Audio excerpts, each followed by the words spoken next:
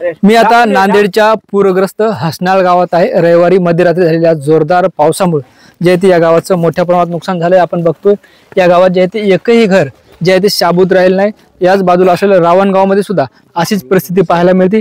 एकंदरीत हे सगळं चित्र पाहता एक होतं हसनाळ असं म्हणण्याची वेळ या गावकऱ्यावर आली। खरं तर हे गाव पुनर्वसित होतं, मात्र लेंडी प्रकल्पात जे ते मावेजा संपूर्ण मिळाला नाही आणि त्यामुळे जे ते या ठिकाणी लोक राहत होते असं या गावकऱ्यांचा आरोप आहे। त्याचबरोबर काही अधिकाऱ्यांवर सुद्धा या गावकऱ्यांचा जे आहे ते संपूर्ण आरोप असल्याचे चित्र आपल्याला पाहायला मिळतं। गेल्या काही दिवसापासून या गावाला राजकीय नेत्यांनी भेटीगाठी सुरू केल्यात। आज राज्यसभेचे भाजपाचे खासदार डॉक्टर अजित गोपछडे यांनी जे आहे ते मुक्राबाद असेल, हसनाळ असेल, रावणगाव या गावात भेटी दिल्यात। साहेब, आपण पाहताय काय बघितलं गावात? गावात अतोनात नुकसान झालेलं आहे। मोठ्या प्रमाणावर गावामधली सगळी जी गावं आहेत, गावातली जी घरं आहेत, ही संपूर्णपणे या हसनाळ या गावातील सगळ्या गावातील घरांची पूर्णपणे जमीनदोस्त झालेली आहेत।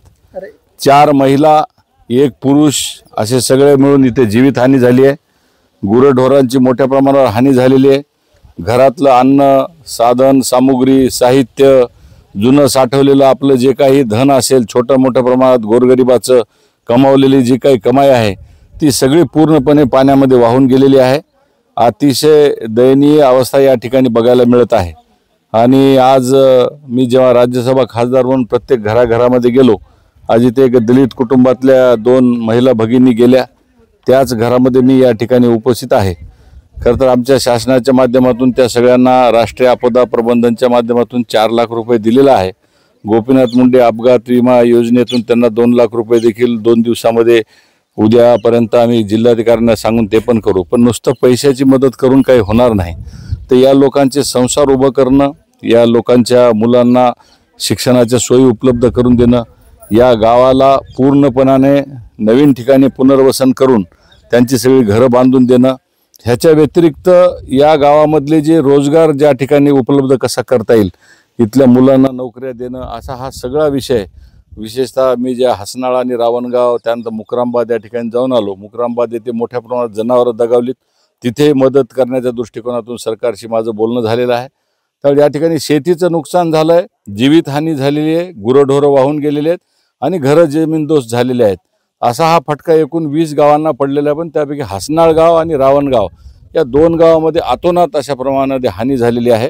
मी राज्य सरकार आणि केंद्र सरकारच्या माध्यमातून या दोन्ही गावांना पूर्णपणे ताकद लावून जो काही विषय इथे करता येईल, आता मी या ठिकाणी माझ्या स्वतःच्या खासदार निधीतून यांना गॅसची उपयोगात येणारी सिलेंडर, शेगडी, स्वयंपाकाला लागणारं साहित्य, भांडी कुंडी, कारण लोक अन्नधान्य आणून देत आहेत पण त्यांना शिजवायला भांडे कुंडे नाहीत, त्यांना अन्न तयार करायला त्यांच्याकडे गॅस, शेगडी, सिलेंडर नाही।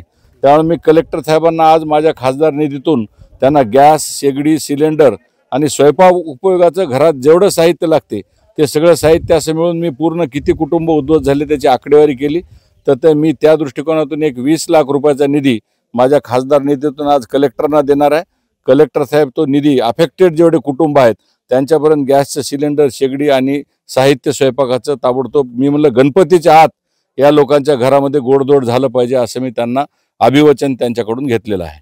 साहेब, तुम्ही 20 लाख रुपये देतात ती चांगली गोष्ट आहे, मात्र या पूरग्रस्त गावांसाठी केंद्र सरकारचं किंवा राज्य सरकारचं विशेष पॅकेज मिळालं पाहिजे अशी गावकऱ्यांची मागणी। मी अधिवेशनाच्या संपायच्या 1 दिवस आधी शून्य प्रहारामध्ये हा राष्ट्रीय आपत्ती म्हणून एक स्पेशल पॅकेज देण्यात यावं म्हणून शून्य प्रहारामध्ये मुद्दा उपस्थित केलेला आहे।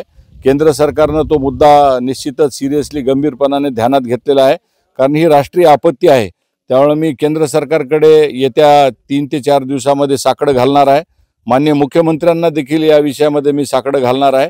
निश्चितच या गावामध्ये आणि या परिसरातल्या लोकांचं खूप नुकसान झालेलं आहे, त्यामुळे यांना एक राष्ट्रीय आपत्तीच्या माध्यमातून एक पॅकेज डिक्लेअर करण्याच्या संदर्भात मी माननीय देशाचे पंतप्रधान, देशाचे गृहमंत्री, राज्याचे मुख्यमंत्री या सगळ्यांना मी या भागातला जनप्रतिनिधी, लोकप्रतिनिधी या नात्याने त्यांना विनंती करणार आहे आणि ते मी मिळवण्यासाठी मी सक्षम आहे असं मला इथे वाटते। साहेब, खरं तर ही राजकारण करायची वेळ नाही असं तुम्ही म्हणताय, मात्र पालकमंत्र्याची असंवेदनशीलपणा या निमित्तानं पुढे आली अशी टीका विरोधी पक्षनेते अंबादास दानवे यांनी केली। त्यांनी भेट दिली नाही, पालकमंत्री हे उद्या सकाळी इथे येत आहेत। पालकमंत्र्यांनी ऑलरेडी त्यांच्या माध्यमातून शैक्षणिक साहित्य त्यांनी पाठवलेलं आहे। पालकमंत्र्यांनी जिल्हाधिकाऱ्यांना सूचना करून त्या संपूर्ण ठिकाणचा काय काय नुकसान झालेलं आहे त्याचा सगळ्या अहवाल मागितलेला आहे आणि उद्या सकाळी पालकमंत्री स्वतः संपूर्ण गावाचा दौरा करून या भागातल्या सगळ्या लोकांना मदत करणार आहेत. राहिली गोष्ट अधिकाऱ्यांच्या संदर्भातली, जे अधिकारी या संदर्भामध्ये जो दोषी आहेत त्या अधिकाऱ्यांना सक्तीच्या रजेवर पाठवण्यात आलेलं आहे. आजच त्यांची उच्चस्तरीय चौकशी पण नेमण्यात आलेली आहे. त्यांनी बऱ्याचशा चुका केलेल्या इथे दिसत आहेत आणि त्या दृष्टीपथात आल्यामुळे त्यांना सक्तीच्या रजेवर पण पाठवलेलं आहे आणि त्यांची उच्चस्तरीय चौकशी पण आता तातडीने कालपासून म्हणजे आजच त्याचे आदेश पण निघालेले आहेत. विशेष करून जे ते अभियंता तिडके आहेत त्यांना सक्तीच्या रजेवर न पाठवता त्यांच्यावर फौजदारी गुन्हा दाखल झाला पाहिजे, त्यांच्यावर मनुष्यवधाचा गुन्हा दाखल झाला पाहिजे, अशी या सगळ्या गावकऱ्याची मागणी. त्याच संदर्भामध्ये त्यांनी ज्या ज्या काही चुका केल्यात वाहतूक भत्त्याच्या संदर्भात 20% आणि 80% संदर्भात, पुनर्वसनाच्या संदर्भात इथपर्यंत पाणी येईल वगैरे अशी जे काही आश्वासन दिले ते सगळी अनेक ठिकाणी त्याच्या पुराव्यानिशी बऱ्याच लोकांनी ते पाहिलेलं आहे आणि मी देखील ते कागदपत्र तपासले. पण आता त्यांच्यावर उच्चस्तरीय चौकशी त्याच दृष्टिकोनातून नेमण्यात आलेली आहे, कारण या ठिकाणी सगळ्या लोकांचा रोष हा त्यांच्यावरती जास्त मोठ्या प्रमाणावर दिसत आहे. तर त्यामुळे त्यांना सक्तीच्या रजेवर तर पाठवलेच आहे, पण उच्चस्तरीय चौकशी ही त्याच विषयासाठी नेमण्यात आलेली आहे.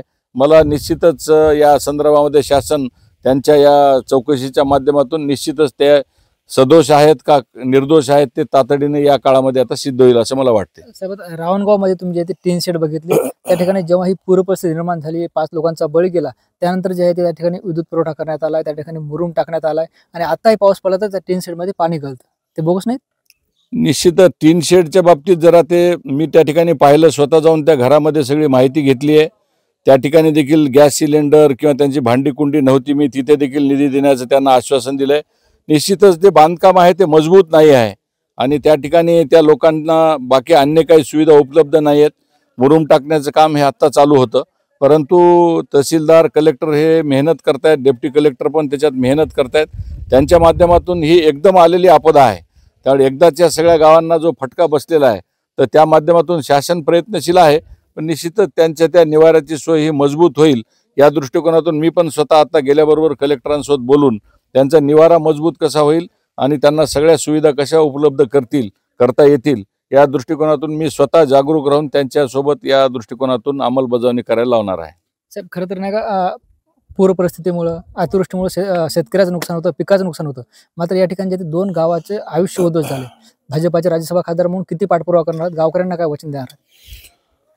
राज्यसभा खासदार म्हणून विशेषतः या भागातले जे काही मुलं आहेत त्यांच्या शिक्षणाच्या संदर्भात आणि इथले जे तरुण आहेत त्यांना जे रोजगार मिळवून देण्याच्या संदर्भात आणि त्या मंडळींना स्वतःच्या उपजीविकेचं साधन मिळवून देण्याच्या संदर्भात, जसं स्किल डेव्हलपमेंटचे विषय असतील, कौशल्य विकास असेल, शेतकऱ्यांच्या संदर्भातल्या काही अन्य काही योजना असतील तर त्या सगळ्या योजना या गावांमध्ये विशेष बाब म्हणून लागू करण्याच्या संदर्भात मी माननीय मुख्यमंत्र्यांना भेटणार आहे आणि त्यांना या 2 गावामध्ये झालेलं नुकसान, कुटुंब झालेलं उद्ध्वस्त, झालेली जीवितहानी आणि भविष्यातला आमचा जो तरुण वर्ग आहे, भविष्यातली ही जी लहान लहान लेकरं आहेत यांच्या भविष्यातल्या शिक्षणासाठी आणि नोकरीसाठी विशेषतः हे गाव परत एकदा कसं उभं टाकल यासाठी मी माझी राज्यसभा खासदारकी पूर्णपणे ताकद लावून या दोन्ही गावाच्या पाठीमागे उभा राहील.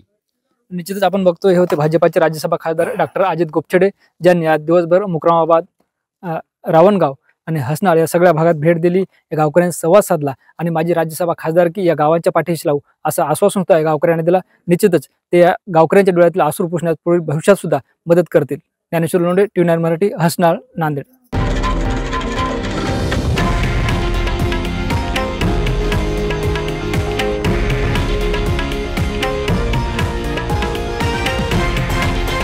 हे आहे देशातील नंबर 1 न्यूज नेटवर्क आणि आपण पाहत आहात TV9 मराठी, एकमेव.